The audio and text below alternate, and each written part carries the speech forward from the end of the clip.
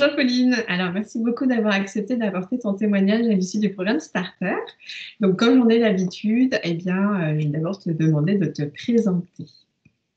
Je m'appelle Pauline, j'habite à Berlin et j'ai donc fait le programme Starter avec toi, Delphine, parce que j'avais déjà une activité d'auto-entrepreneuse en tant que masseuse, masseuse bien-être. J'avais en fait fait des études académiques avant, travaillé dans des entreprises et je m'étais rendu compte que j'avais envie de faire quelque chose de plus humain et oui, d'être en contact avec des gens et aussi il y avait la notion de toucher et personnel et donc je m'étais lancée là-dedans.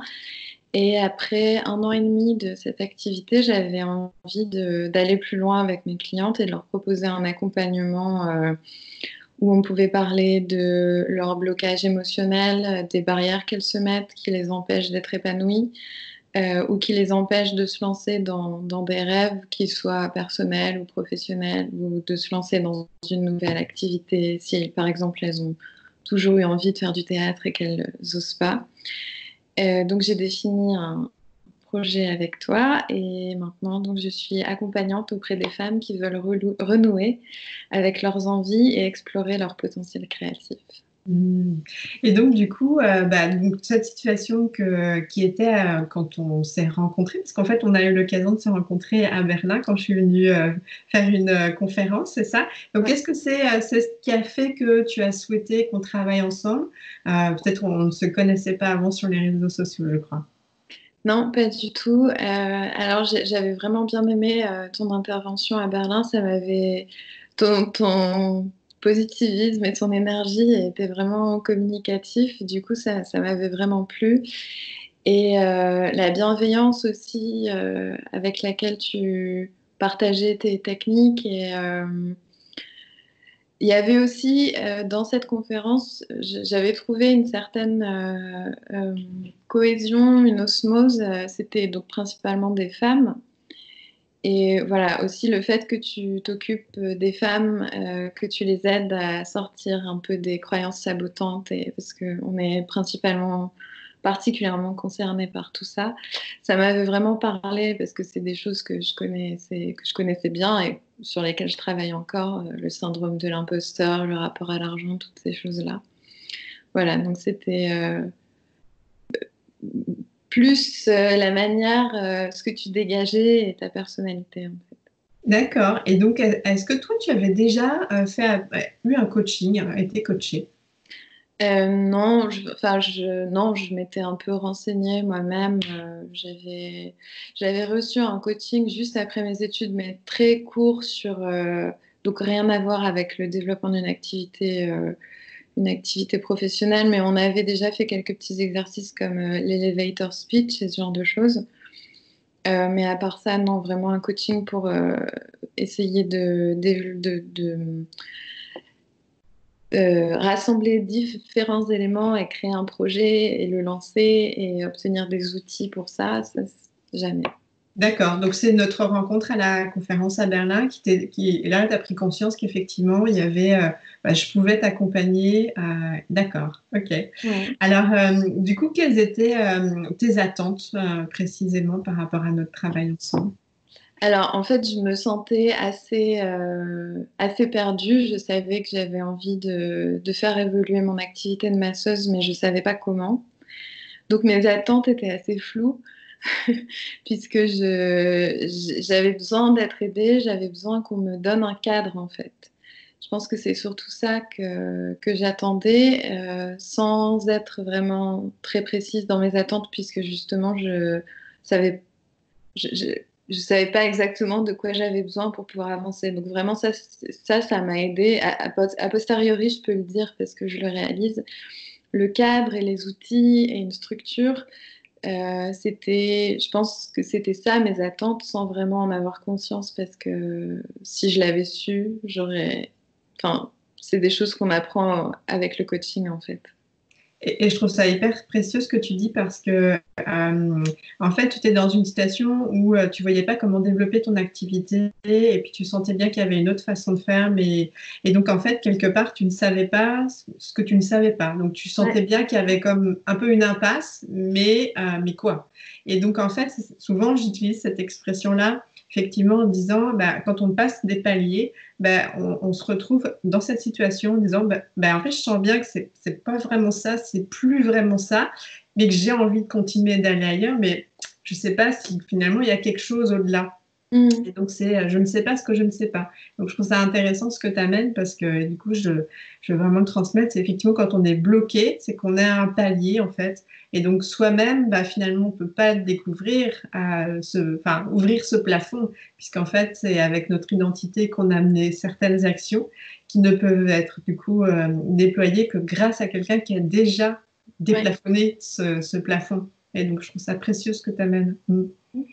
Et il y a aussi, si je peux ajouter quelque Oui, chose, une des choses qui m'a convaincue aussi pendant la conférence à Berlin, c'est que tu as dit que c'était important de se faire coacher et de se faire aider et qu'il n'y avait aucune raison qu'on doive tout faire soi-même. Et c'est quelque chose qui m'était jamais apparu clairement, mais qui faisait complètement sens.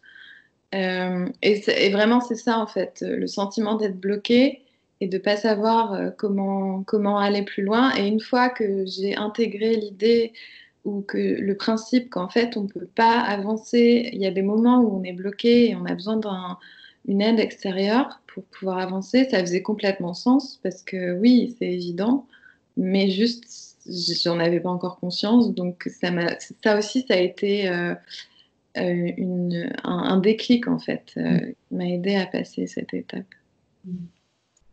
Alors, bah, du coup, peut-être, je ne sais pas si tu as des choses dans ma question. Qu'est-ce qui a fait que tu as souhaité qu'on travaille ensemble? Tu as déjà donné certains éléments de réponse. Je ne sais pas si tu les as donnés peut-être tous. Euh, oui, oui, je pense que j'ai tout résumé, ouais. D'accord. Et donc, du coup, bah, la question qui suit, c'est comment est-ce que tu as trouvé l'argent pour investir dans ce programme? J'avais de l'argent de côté qui dormait, que je gardais jalousement au cas où, au cas où je sais pas quoi aurait pu arriver. Et je me suis dit, oui, pendant la conférence, tu as aussi dit que c'était important d'investir en soi-même. Et je me suis dit, mais pourquoi je garde ces sous pourquoi d'un côté je garde ces sous en attendant qu'il me tombe une catastrophe sur la tête pour que j'ai une bonne excuse pour les dépenser, alors que je suis là bloquée dans ma situation, que j'aimerais bien évoluer et que je m'autorise pas à dépenser ces sous pour investir en moi-même justement. Et voilà, ça a été un grand pas aussi. Et je rajouterai rien, c'est tellement précieux ce que tu viens de dire que oui, tout à fait, investir en soi, c'est l'investissement où il y a le plus de retour sur investissement en fait. Donc, merci. Dis-nous un petit peu, Pauline, du coup, quels ont été les résultats que tu as obtenus durant ce travail ensemble? Alors, bah, c'est ce que je disais quand je parlais des attentes, justement. Donc, j'ai déjà un point très, très important, c'est que j'ai appris à me prendre au sérieux et à prendre mon activité au sérieux aussi. Alors que jusque-là, disons que je faisais un effort sur moi-même pour me présenter comme masseuse bien-être et pour présenter mon activité comme quelque chose de crédible parce que je savais qu'il fallait que je présente les choses de cette manière pour être prise au sérieux, mais c'était pas complètement intégré. Enfin, j'avais pas vraiment cette attitude d'entrepreneuse et je continue à travailler là-dessus. Mais le coaching, ça m'a vraiment aidé et le fait aussi d'être dans le groupe Facebook, la communauté aussi, ça a vraiment aidé à développer à être dans cette énergie en fait. Donc ça, c'est simplement l'état d'esprit et la manière de se positionner. Ça, c'est vraiment quelque chose qui change tout en fait. Et ensuite, tous les outils auxquels on a accès pendant le coaching et le cadre aussi qu'on apprend à installer, enfin dans lequel on apprend à inscrire notre activité. Excuse-moi, Pauline, est-ce que tu peux donner quelques exemples sur les outils et peut-être le cadre, juste pour que ce soit un peu concret? Par exemple, les forfaits, cette idée de développer des forfaits auxquels vraiment on réfléchit, le fait de devoir réfléchir à sa cliente idéale, de devoir vraiment se poser des questions en fait sur qui on essaye d'atteindre, à quel problème, à quelle épine dans le pied on veut proposer une solution. Et aussi, quel rapport il y a avec nous-mêmes, avec notre histoire personnelle, parce que quand on arrive à remettre tout ça en perspective, ça a beaucoup plus de sens. Et c'est ça aussi qui fait qu'on arrive à se positionner en tant qu'entrepreneur, parce qu'on s'identifie au projet et qu'on arrive à l'incarner, et que du coup, c'est plus du tout artificiel, en fait. Enfin, ça paraît plus artificiel comme ça pouvait l'être avant. C'est naturel. Mhm. Super. D'autres choses que tu voulais citer, Pauline? Euh, oui, dans tous les challenges que tu proposes sur ton site, il y a quand même. Euh, je les ai plus tous en tête, mais C'est pas grave, il y a du contenu dans le portail, dans l'espace membre pour guider la réflexion et aussi dans la mise en action. en tout cas, ce qui est sûr, c'est qu'à chaque fois, ça fait avancer. En fait, chaque exercice, chaque challenge fait avancer un peu la réflexion. Et, euh, et toutes les pièces, il y a des moments de doute pendant le coaching où on a l'impression qu'en fait. C'est pas ça finalement. Et je sais pas, au bout d'un moment, tout prend sens et les pièces s'imbriquent les unes aux autres. Il y a eu des moments où j'ai un peu perdu espoir, mais là, ça a pris sens. Et par rapport à la période dans laquelle tu as finalement presque terminé ton accompagnement, c'était donc la période où on était dans les premières semaines du coronavirus. Quel impact ça a eu sur justement ton coaching, ton travail à toi? Alors au début, j'ai eu du mal à... Au début, en fait, j'ai un petit peu eu du mal à gérer la situation parce que tout me semblait un peu remis en question. D'une part, parce que je m'étais quand même principalement concentrée sur des forfaits en présentiel quand j'avais développé mes forfaits. Excuse-moi, Pauline, en plus, c'était un choix de ta part. Parce que forcément, quand on travaille avec moi, souvent, j'amène en plus le côté en ligne. Mais c'est vrai que en travaillant ensemble, tu avais dit non, je veux d'abord qu'on se concentre sur le présentiel. Mais du Ouais. coup, là, ça a changé. Oui, et finalement, en fait, le fait d'avoir plus de temps, parce que donc j'ai un travail à mi-temps quand même dans un bureau, mais je me suis retrouvée à faire du télétravail. Mon salon de massage a dû fermer temporairement, donc j'avais pas mal de temps. J'ai pu faire mon site internet et du coup voir aussi avec toi, Delphine, comment préparer la suite, l'après-crise en fait. Et je me suis rendu compte que c'était l'occasion de développer des services en ligne que je pourrais continuer à proposer même une fois qu'on pourra à nouveau ouvrir le studio de massage, que c'était pas incompatible en fait, que j'étais pas obligée de choisir entre l'un ou l'autre. Et finalement, je vois ça plutôt comme une opportunité parce que probablement que je me serais pas du tout dirigée vers ça s'il n'y avait pas eu cette crise du coronavirus. Oui, c'est ça. Puis ça permet du coup de donner accès à une autre de tes passions qui est la danse. Oui, Et donc, tu as pu du coup commencer à expérimenter cette ouais, potentielle offre. Tu verras ensuite si tu souhaites la développer. Mais en tous les cas, il y a une option qui est possible. ouais, ouais, Donc, ouais, ça nous fait sortir de notre zone de confort. c'est ça.